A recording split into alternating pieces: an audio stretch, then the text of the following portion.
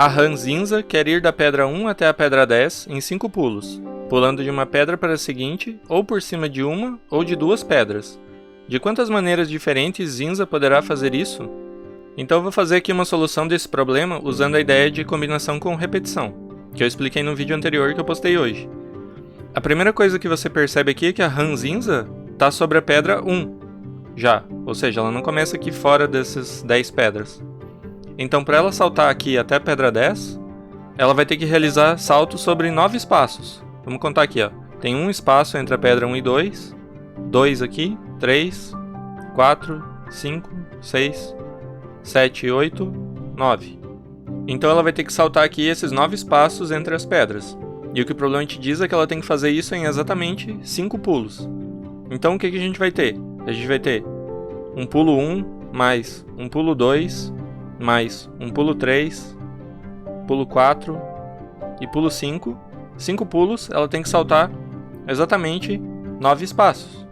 Ou seja, nessa equação aqui, o P1 representa quantos espaços ela salta no pulo 1. O P2 é quantos espaços ela salta no pulo 2. E assim por diante.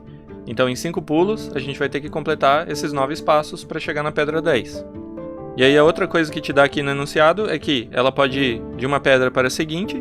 Então, por exemplo, ela poderia ir da 1 para 2. Nesse caso, ela pula somente um espaço, o que está entre a pedra 1 e 2. Ou ela pode ir por cima de uma pedra, ou seja, ela saltaria da 1 direto para 3.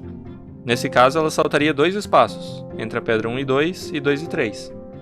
Ou ela pode saltar por cima de duas pedras. Então, ela poderia ir da 1 direto para 4.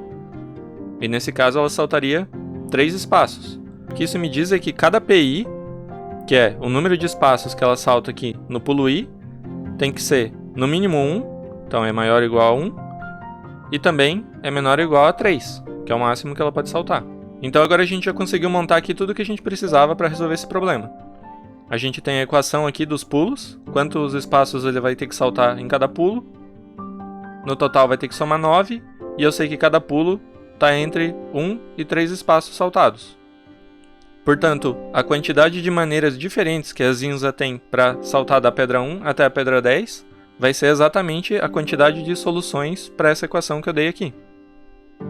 Agora o que a gente pode fazer aqui é um truque para reduzir essa equação, porque como cada PI é maior ou igual a 1, então ele é pelo menos 1, então a gente poderia subtrair 1 de cada P aqui.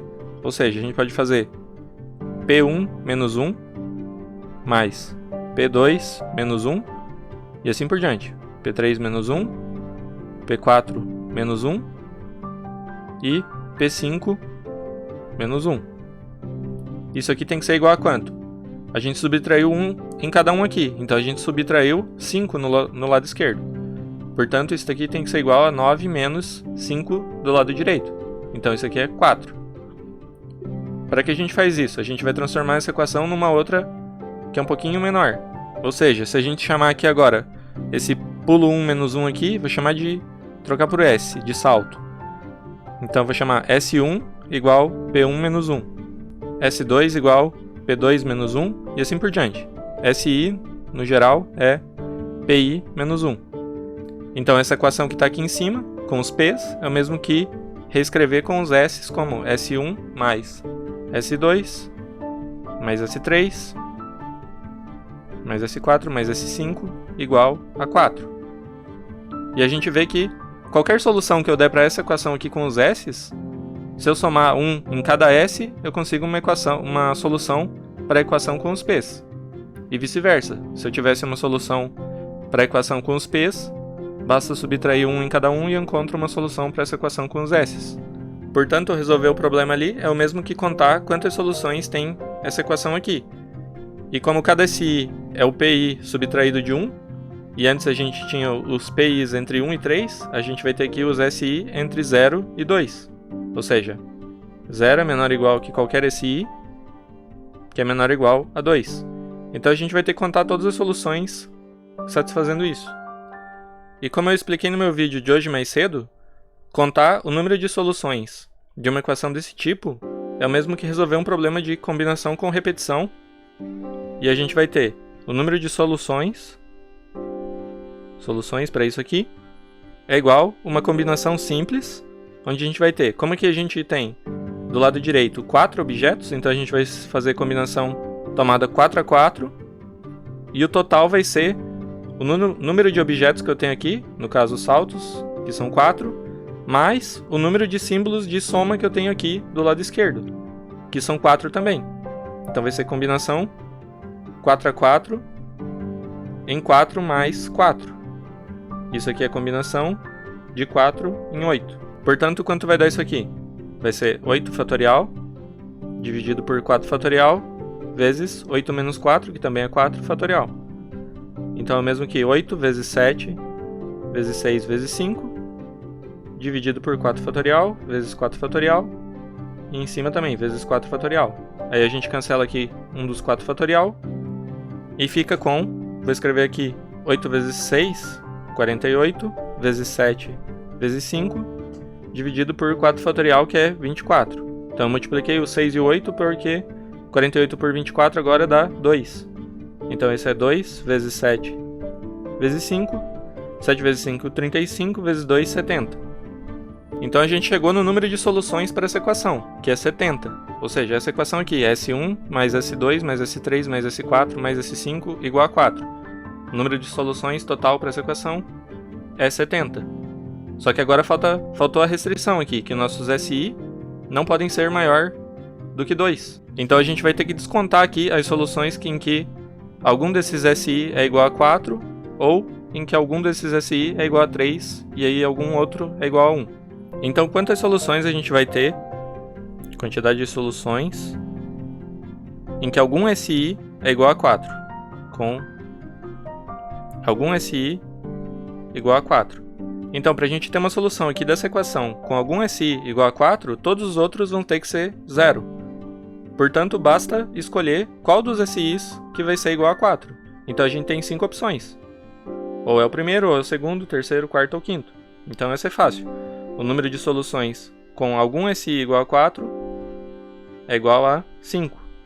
E por fim, a gente vai querer descartar também todas as soluções em que algum SI é igual a 3 e outro SJ é igual a 1. Porque lembrando, a gente só quer soluções em que todos os S são menores ou iguais a 2. E para eu contar essa quantidade de soluções aqui, em que algum deles é 3 e o outro é 1, eu tenho que fazer aqui uma escolha simples, que é de 2 elementos. O primeiro S pode ser escolhido de 5 formas. Pode ser o S1 ou S2 até o S5. E o segundo pode ser escolhido de 4 formas, porque não pode ser igual ao primeiro.